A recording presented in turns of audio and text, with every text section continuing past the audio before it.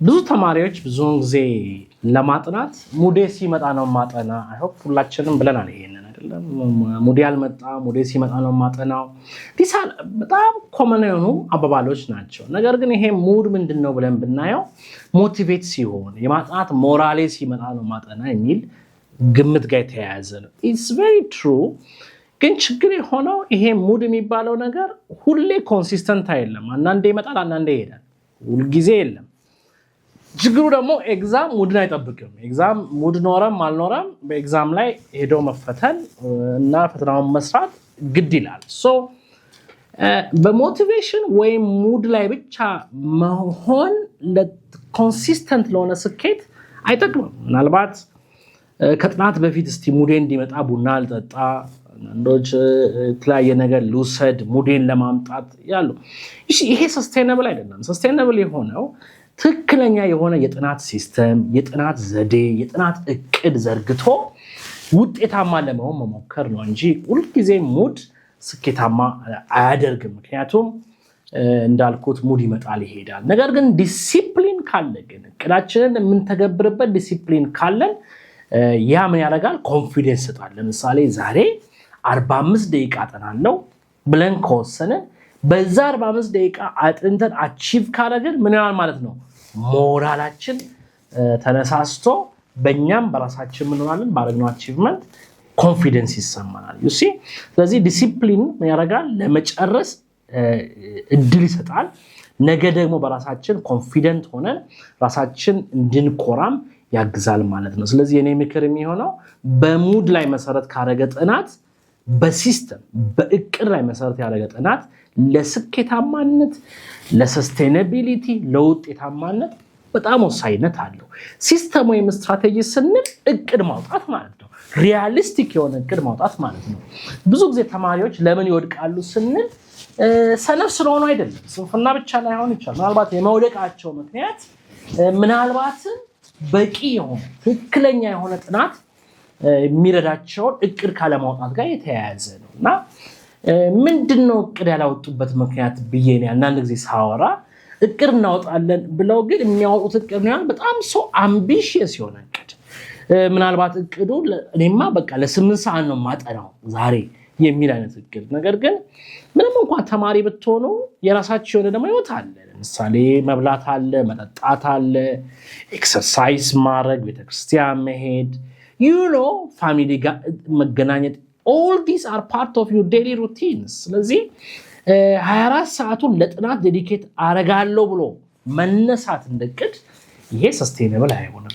ነገር ራዘር ግን ሰስቴነብል ወይም ሪያሊስቲክ የሆነ ፕላን የህይወት ዘያችሁ ጋር የተያያዘ ነው። ማለት ምን ማለት ነው?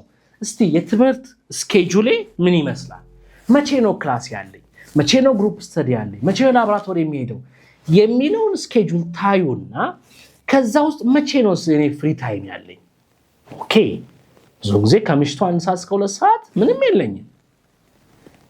ስለዚህ ማድረግ ያለባችሁ በቃ ከምሽቱ 1 ሰዓት እስከ 2 ሰዓት ሁሉ ጊዜ የኔ ፊክስድ የጥናት ሰዓቴ ነው ብሎ መወሰን።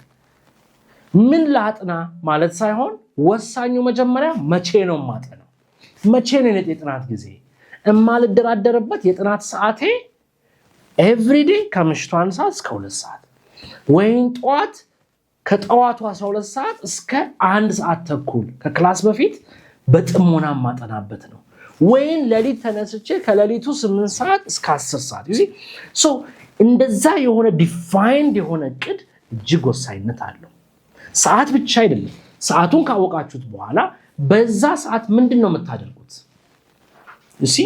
ስለዚህ it's not about having ambitious plan። ጉዳዩ ይህንን እቅድ ልተገብረው እችላለሁ ወይ ነገ የሚቀጥለው ወር? አንዳንድ ጊዜ ችግሩ ምን ይሆናል? እቅድ ታወጡና ታጠኑና እቅዱ መሃል ላይ ሲፈርስ ራሳችሁ መውቀስ ደግሞ ይመጣል። ምንም ነገር ራስን መውቀስ አያስፈልግም። it's okay። ሁሉም ሰው ከስተቱ ይማራል። it's not a must to be perfect። life cannot be perfect። it's okay። ተመለሱና ወደ ኋላ ምን ነበር እቅዴ? እቅዴ እንዳይሳካ ያደረገውስ ምንድነው? ሄዳችሁ ካስተማሪያችሁ ከሜንተር ጋር ቁጭ ብላችሁ ማጥናት። ፕሮፌሰር ኦር ሰር እቅድ እንደዚህ አውጥቼ ነበር ግን ሁሉ ጊዜ እቅዴ አይሳካም፣ ምን ይሻለኛል? ወይ ከዩኒቨርሲቲ ከሳይኮሎጂ ወይም ደግሞ ከቲቺንግ አድቫይዘሮቻችሁ ጋር ሆኖ ይሄን በጣም መገምገም ያስፈልጋል። አንዳንድ ተማሪዎች እኔ ማጥናት ያለብኝ ሌሊቱን ሙሉ ነው ብለው ግን ያወጣሉ። በተለይ ብዙ ዜና የሚገጥመኝ የፈተና ሰዓት ላይ በጣም ደክሞ ይመጡና አንዳንድ ተማሪዎች ምን ነው ስላቸው ሌሊቱን ሙሉ ሳጠና አድሬ ነው ይላሉ። ይሄ ሁላችንም አልፈንበታል። ነገር ግን ወሳኝ ወይም ስኬታማ የሆነ አካዳሚክ ሰክሰስን ለማግኘት ሌሊቱን ሙሉ ማጥናት ውጤታማ አያደርግም። ምክንያቱም በቂ እንቅልፍ መተኛት ራሱ ለትምህርት ውጤታማነት ወሳኝነት አለው። ደክሟችሁ ቁጭ ብላችሁ ደጋግማችሁ ብታነቡ እናንተ የደከማችሁ ነው፣ ግን ዕውቀቱ ወደ አእምሯችሁ ውስጥ እየገባ አይደለም። እንቅልፍ ማጣት ማለት ከዊክ ወይም ከደካማ ማስታወስ ጋር ከዊክ ሜሞሪ ጋር በጣም የተቆራኘ ነው።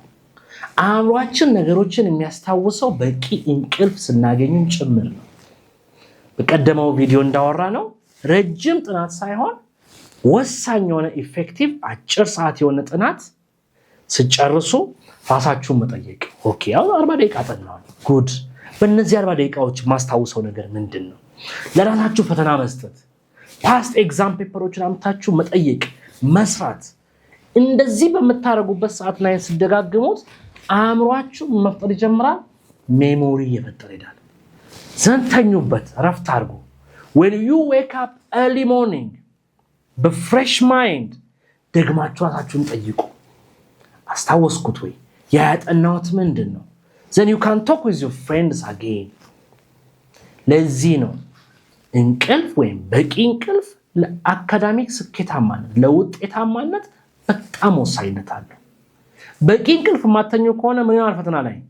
ፈተና ላይ ስትሄዱ ጊዜ በቂ እንቅልፍ ማጣት በራሱ እናንተም ያደርጋችኋል። አድሬናል ክራሽ ውስጥ ነው የሚከታችሁ። you'll have a lot of catecholamines። ልብ ምት ይጨምራል፣ ትነግጣላችሁ፣ ኢሞሽናችሁ አፌክት ይሆናል።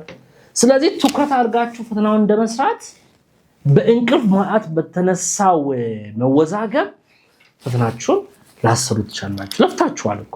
ነገር ግን አጭር ነገር በቂ እንቅልፍ አለመተኛት በራሱ ውጤታማ አያደርግም። ስለዚህ ውጤታማ ለመሆን አንዱ እንዴት ነው የእንቅልፍ ሰዓቴ የሚለውን ማየት ያስፈልጋል። ለዚህ ነው የጥናት እቅዳችሁ ላይ ስታወጡ ለማጥናት ብቻ ያለማቀድ ያለባችሁ። መቼ ነው የምበላው፣ ስንት ሰዓት ላይ ነው የምተኛው የሚለውን ማየት ያስፈልጋል። ሌላው እና ወሳኙ በተለይ በአሁኑ ሰዓት ተማሪዎችን በዓለም ደረጃ አፌክት እያደረገ ያለው ነገር ምን ይመስላችኋል? ስልክ ነው። አብዛኛው ተማሪዎች በስልካቸው ዲስትራክትድ እየሆኑ፣ አስተማሪ ክላስ ውስጥ ሲያስተምር ስልክ መንካት፣ ሲያጠኑ ላይብረሪ ውስጥ ስልክ መንካት፣ ኖቲፊኬሽን፣ ሜሴጅ። this is a big focus killer። ስለዚህ ስልክን ወይም ስክሪን ታይምን መቀነስ ለስኬታማ የአካዳሚክ ህይወት የምታደርጉት ጉዞ ላይ አንዱና በጣም ወሳኝነት አለው። ምንም አይመጣም። ተማሪ ናችሁ። አሁን just leave your phone። ኖቲፊኬሽኑን ባታዩ፣ ሜሴጁን ባታዩ፣ ባደውሉ ለ1-2 ሰዓት ዓለም አይገለበጥም። ነገር ግን የእናንተ ትምህርት ያ የእናንተ ጊዜ ነው።